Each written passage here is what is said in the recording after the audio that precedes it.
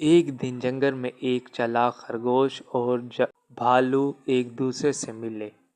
بھالو ہمیشہ کھانے کی تلاش میں رہتا تھا اور خرگوش اپنے دماغ سے ہر مسئلہ حل کر لیتا تھا۔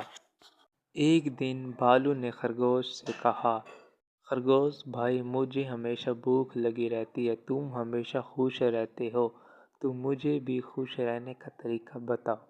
خرگوش نے کہا، بھالو بھائی، اگر میرے ساتھ چلو تو میں آپ کو مزے کا کھیل سکھاؤں گا۔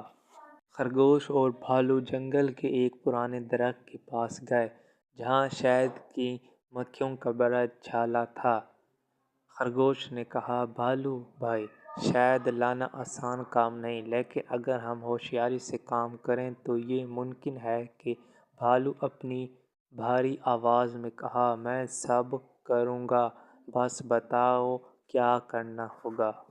خرگوش نے بھالو سے کہا کہ وہ درخت کے نیچے بیٹھ جائے اور مکھیوں کا نہ چھیڑے۔ خود خرگوش نے ایک پتی کو استعمال کرتے ہوئے مکھیوں کو بھگایا اور آہستہ آہستہ شہد نکال کر بھالو کے لیے لے آیا۔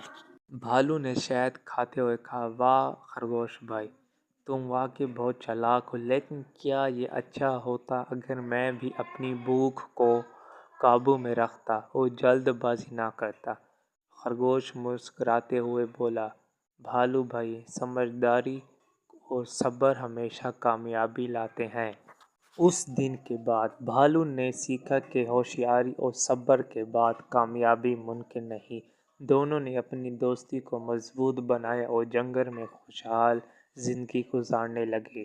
اخلاقی سبق: چالاکی اور صبر سے ہر مشکل آسان ہو سکتی ہے۔